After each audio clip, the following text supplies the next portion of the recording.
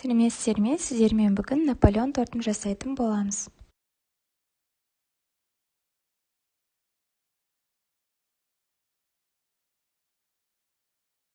Ең алдымен салқын суға бір жұмыртқаны қосып, жақсылап араластырып алатын боламыз. Содан кейін 9% уксусная кислотаны немесе яблочная кислота 9% қоссаңыздар болады. Осыларды жақсылап араластырып алатын боламыз.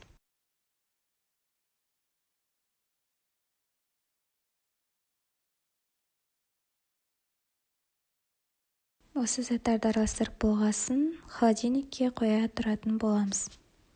Содан кейін 82% майымызды алып үкішпен өткізетін боламыз. Майымыз өте қатты болуы қажет.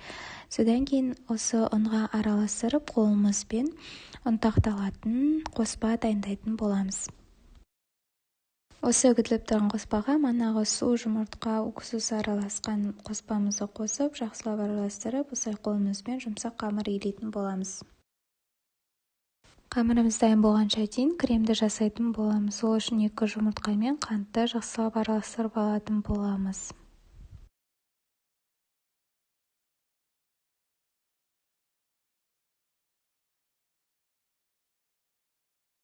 Содан кейін сүтімізден кішкенесін құятын боламыз. Барлығын емес, кішкенесін құйып, содан кейін 2 ас қасық ұнды қосып араластырып алатын боламыз.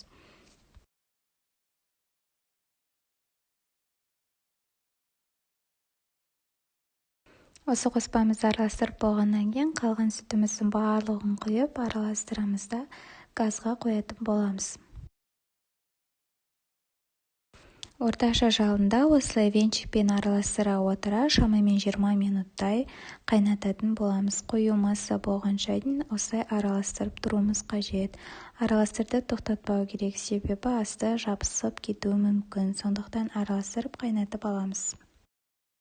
Креміміз осындай қою болып шықты, үстін сафымен жауып, суытып қоятын боламыз. Тестамыздан 10 бөлік шықты, және де осылай оқтаумен жайып алатын боламыз. Содан кейін пергамент қағазына салып, 22 сантиметрлікпен кесіп алатын боламыз.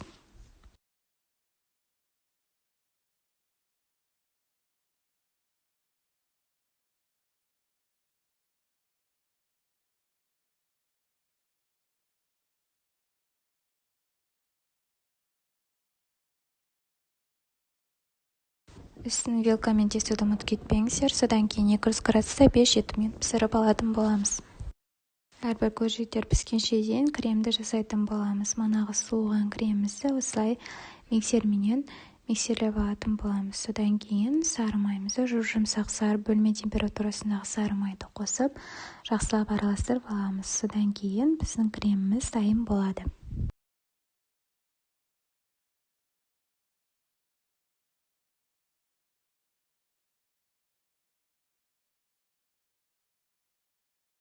Көржектеріміз бәрі пісіп шықты. Енді көржектерді жинап, тортымызды жинайтын боламыз.